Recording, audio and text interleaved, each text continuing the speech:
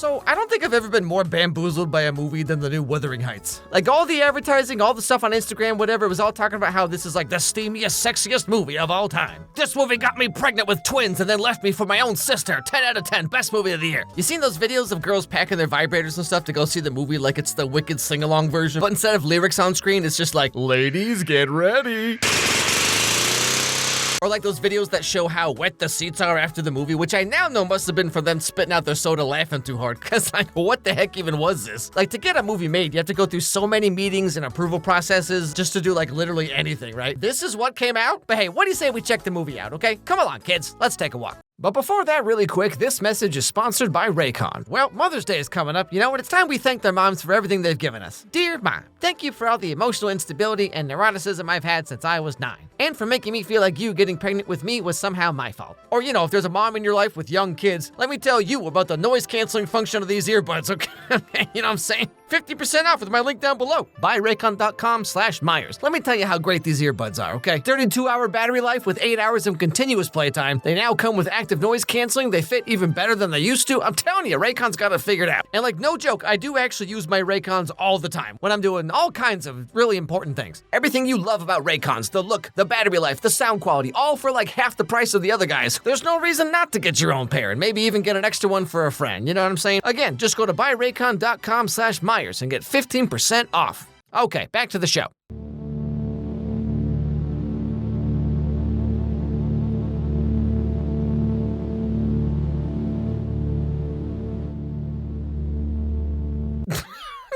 Wait, what?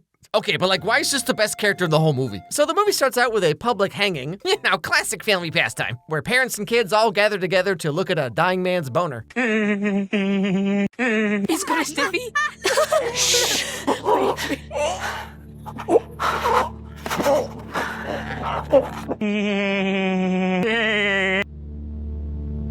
What?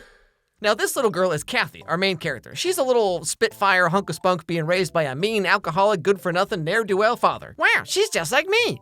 Tell Mrs. Burton I shall dine at the Ram. Oh, do not go, Papa, please. I shall go because the company is much better at the Ram and there's considerably less weeping. I'll warn the maids. Yeah, you know, this used to be me many years ago whenever I'd find the tiramisu at the Golden Corral buffet. I can stop anytime I want. Oh, I'm sorry, I thought this was America. Now, after the dad spends the night doing all kinds of who knows what, well, maybe don't call it all you can eat if you're not prepared to play in the big leagues. The dad comes back home with a little boy that he just, like, adopted off the street from some dude. And Kathy takes a bit of a liking to this young man. You like your new friend, do you? Very much, Papa. Very, very much. Although, I do not think he can talk, therefore cannot give me his name. So I have called him Heathcliff, after my dead brother. You know, given where this movie goes after this, like, naming him after your brother is a heck of a choice, I'll tell you that. And so, Kathy and Heathcliff become the bestest best friends and spend all their time together doing all kinds of normal British kid stuff, like wishing you lived somewhere else. Now, one day, they end up staying out a little too late. You know, having too much fun and all that. And would you believe their dad is a little grumpy? So, sorry. You shall be sorry when it's your own birthday and I forget it. Let's have supper and celebrate properly. It's cold. And so he beats up Heathcliff, and Kathy feels really bad about this, because it was kind of her fault, you know what I'm saying? I'm sorry. Don't be sorry. Don't ever be sorry for me, Kathy. For I'll do it again and again. What can I do? Just stay with me. That's right, kids. Love only matters if it's hard and makes you suffer. Brought to you by 16-year-olds in 1840, the oracles of romance. We then skip ahead many, many years. Heathcliff has gigantism and now kind of looks like Harry from Harry and the Hendersons. And Kathy is wearing her first of many milkmaid outfits. No. Oh. Now, Catherine! What was up all night with the horse? What could be so important? Thrushcross Grange is sold. We have neighbors. So the big talk of the town, and by town I mean like 4 people, is that some super rich guy moved in next door. And by next door, I mean like he lives 5 miles away. And Kathy is so excited about this, because like the dude's not married, and so like maybe this is her chance, you know? Heathcliff, however, is none too thrilled about this. He must be very rich indeed. I suppose he shall fall in love with me. I suppose he shall fall in love with you. And so the days go by and Kathy is wondering why this single rich guy hasn't thrown himself at her yet, okay? I mean, come on, she's wearing her second milkmaid outfit. Perhaps that is why they have not come. They may be intimidated, poor things. What? I have had enough Dare you? of hearing about Mr. Linton. But don't worry, she gets him back so good, you guys. Oh man, the old putting eggs in the bag trick! Gets him every time.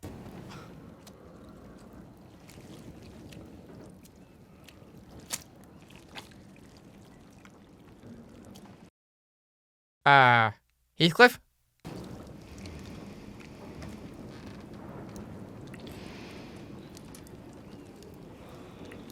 So, is this what you girls were getting all hot and bothered by in the theaters? Ladies, get ready. So this movie's full of all kinds of very subtle symbolism and imagery. Wait, hold on.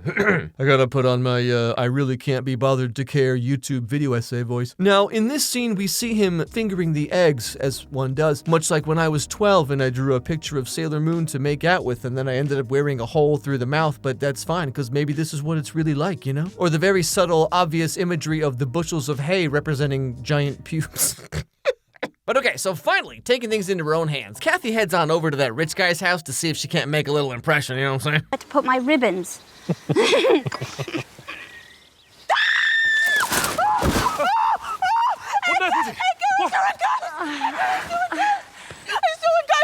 And so he goes to check it out, and he just kind of sees Kathy just like sitting there.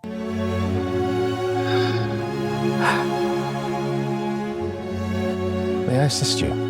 You know, this brings up a really important question I think about all the time. What are you supposed to do if you find Margot Robbie sitting in your backyard? Now, we come to find out that this dude is named Edgar, and this girl, Isabella, is Edgar's ward, whatever that means, but basically they're kind of like brother and sister. Anyway, so Edgar takes Kathy in for a couple weeks because she sprained her ankle when she fell off the wall, apparently. But then when she comes back home again, things are a little different.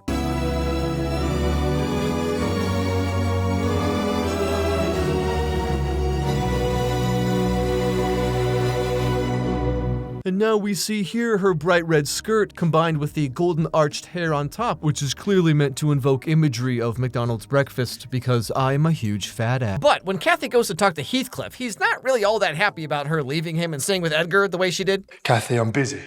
All right, you came to see me. Lo, here we are, so you have. Why don't you go and bother one of the other servants? Heathcliff. For God's sake, listen! Angry, sweaty man. Okay, so that night, I think, or at some point in time, Kathy goes up to see Heathcliff in his like barn attic bedroom or whatever, but then she overhears something a little strange going on downstairs.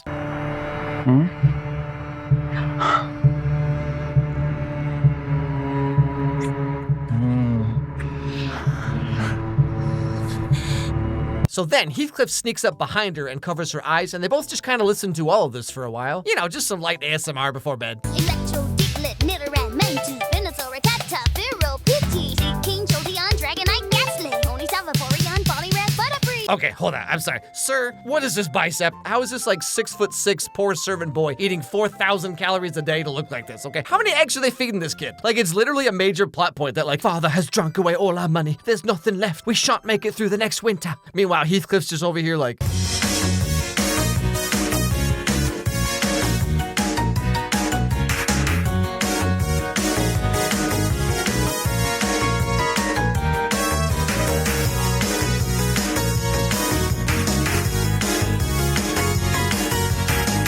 Also, you know this dude's hands must be like so nasty. However, this whole thing really sticks in Kathy's head. You know, the spring awakening you have when you finally hit 35. Like when I was a kid and I saw Miss Bellum from Powerpuff Girls for the first time, and I'll tell you, my internet search history was never the same again. But so, Kathy goes off on her own the next day. She starts, you know, DJing a party of one, if you will. But guess who follows her?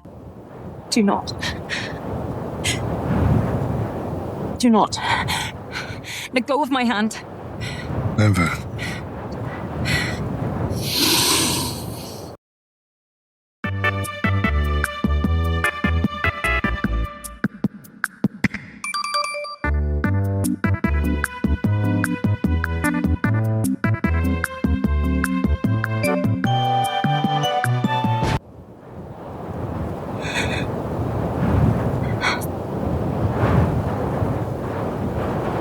Ladies, get ready. So Heathcliff starts coming on to Kathy, but for whatever reason, she's like, no, take my fingers out of your mouth. Stop holding me up by my corset and therefore breaking my entire bag. No, stop being 6'8". Ew. Now later on, Kathy's talking to one of her like ladies, like she's not like a servant girl, she's like a lady in waiting kind of or whatever. Anyway, so they're hanging out talking about boys. You must know, Nellie, you. It would degrade me to marry Heathcliff. We would be beggars. So he shall never know how I love him.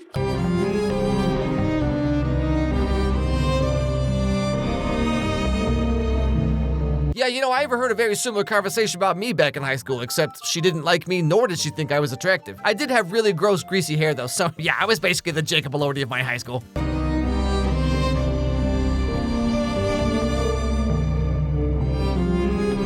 And here, of course, we see the symbolic imagery of how the floor looks like someone accidentally downloaded a JPEG instead of a PNG. But Heathcliff overhears them talking, but like just enough to hear her say that being with him would be degrading and she would never stoop to that level or like whatever, And so he storms off in rage. Harumph, harumph.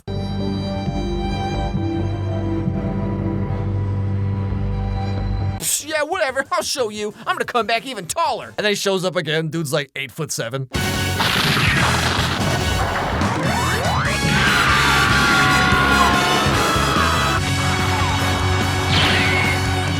But so, Heathcliff leaves for years and years, and Kathy ends up marrying Edgar, the rich guy. Tighter.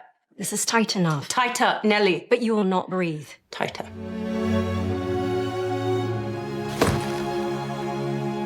Even just like a light cursory bit of reading would tell you that corsets were never used like this. Like, this is one of those modern lies that everyone believes for some reason, but like, you would never put a corset on bare skin like this for this exact reason. But anyway, then we get just like the weirdest montage of her being married to this dude. Electro, Diglett, Knitter, and Mantu, Venusaur, Tata, Pharaoh, PT, King, Jolteon, Dragonite, Gaslit, Ponyta, Vaporeon, Poliwrath, Butterfree. Catch 'em, gotta catch 'em all. Pokemon! I'll search it. Like, why does this feel like those old, like, Harry Potter Balenciaga AI videos? You know what I'm saying? Like, the whole movie's just kind of like this. Everything feels, like, weirdly uncanny. But not, like, in the artsy way. It's more like in a I took too much Benadryl kind of way. Not to mention this dude's house, just, like, in general. Like, the heck is up with this fireplace? Anyway, so Kathy's life is perfect. She never has to work. She never has to shovel manure. All she has to do all day is just eat giant strawberries and play with dolls, I guess. Is this your real hair? Yes, for I had been collecting it from the brush while you stayed with us. Yeah, that's normal. So after many years of being away and living with Edgar, Kathy goes back to visit her dad again. And would you believe this dude might not be doing so well? Have you come here to scold me? No, I came to wish you a happy Christmas. And how do you find me? I will say, though, this actor's given like 120%, okay? I mean, he is chewing that scenery so hard. Like, everyone else, except maybe Isabella, is like really boring. And it's like they're barely even acting. But I commend this guy for trying. Perhaps you might share some of that happiness with your poor, lonely old papa. There! No! Since you will toss your coins on the floor, you will stay and watch me grope for them. Ladies, get ready. Now, one day, while Kathy's doing whatever the heck she does, she goes to her room and sits on the bed.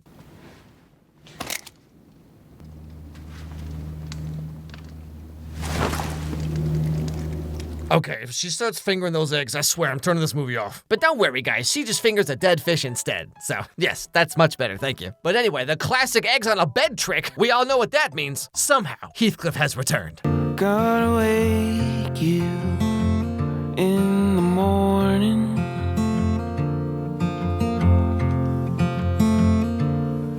And Okay, wait. How does he come back with a worse haircut? Okay, helmet head, nice earring, dork. And rich. Does that amuse you?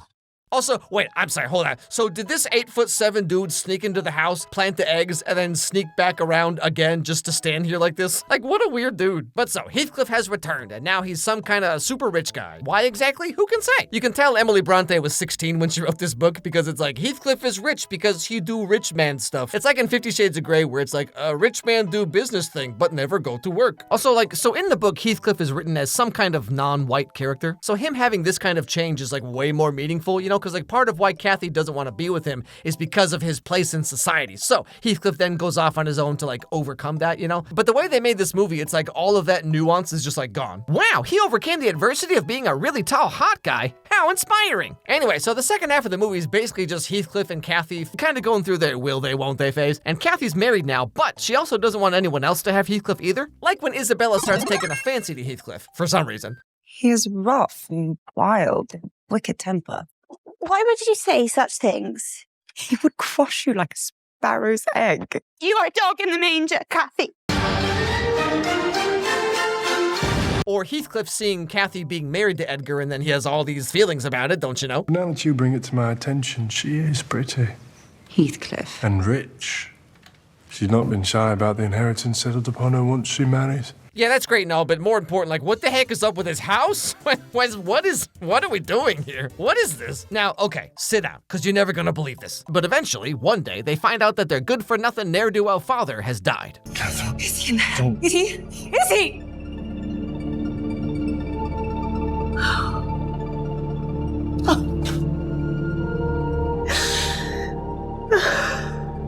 Now, as you can see from the very subtle symbolism here, their dad may have had a drinking problem, but who can say for sure? But this event is the final spark Kathy needed to throw away everything good in her life. And this is also the point when Heathcliff is like, "Oh, hey, Kathy, want to hear why I ran away for so long? I'm so mysterious."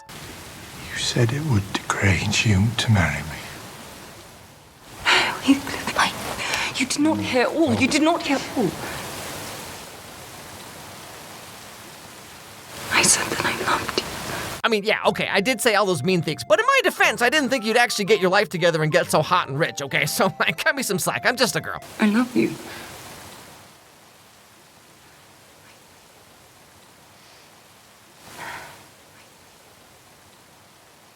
And thus begins their salacious affair where they have like the least sexy mechanical devil's tango I've ever seen in a movie. I've seen a lot of these kinds of movies, okay? Anyway, so after doing the dimmer like a million times, Kathy comes to realize that Nellie, her lady from before, had set up that conversation from years ago in such a way Heathcliff would only overhear one part of it, get the wrong idea, and run away. So then Kathy would marry the rich guy and Nellie can move into his giant house with her. You will find another position, Nellie. What? You will find another position. Another position? Immediately.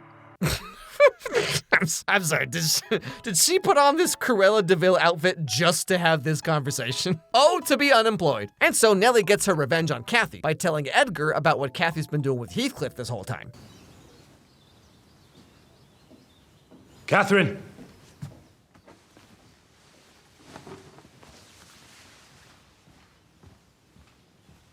Now, analyzing this scene, we see the very light, subtle touches of green. Green, of course, meaning jealousy or envy. And so this very subtle use of green in his clothing and the room tone suggests that he might be feeling a little bit envious. The green of jealousy, the cross on Kathy's back, suggesting that she is, in fact, feeling cross right now. The fire burning like Kathy's UTI.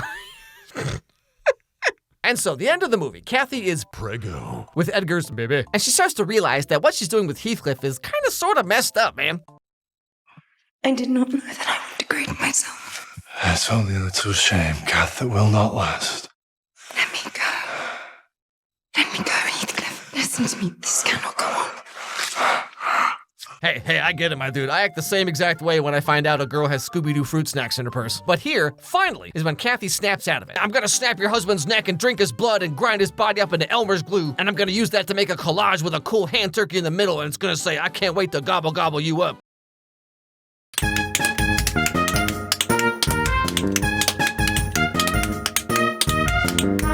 Heathcliff then marries Isabella to get revenge on Kathy. But then, plot twist, turns out Isabella is even more messed up than Heathcliff. Well, if you doubt my competence, then why don't you write a letter? Oh no. You can't. And then you will be nice to me. Now, see, this was an interesting change that I was kind of excited to see where they were going to take it, but then turns out it's meaningless and goes nowhere and has no real point whatsoever. Much like everything else in this movie. Kathy is a horribly selfish person, but she's pretty, and Heathcliff is an insane, psychotic weirdo who just happens to be 6'5". And like, they never grow emotionally or change in any meaningful way. They just be dumb. Like if this was a story about nice normal people who fall into obsession and it destroys their lives from the inside out or whatever, then like that would have been pretty interesting. But that's not this movie. This movie is just the worst people you know who never grow up. And this is apparently romantic. I'm pretty, so I should get whatever I want. I'm tall, so I can do really weird cringy stuff and girls think it's hot. Wow, this movie was made for me. What the heck? Now I'm not saying you can't have flawed characters, okay? I'm not saying protagonists can't do bad things. I'm just saying the whole movie is basically just like Two selfish, broken people brought together by fate come together to become the worst human beings you've ever seen. Thanks for watching. Goodbye, everybody. like this is a movie for people who make having trauma their entire personality. I do not love you. I will never love you. I will treat you abominably. And this brings us to the very, very end where Kathy has a miscarriage but doesn't do anything about it and she just like leaves it and then starves herself until she dies from sepsis because she can't be with Heathcliff and she doesn't want any other life or some such garbage. I will love you until the day that I die. And forever after.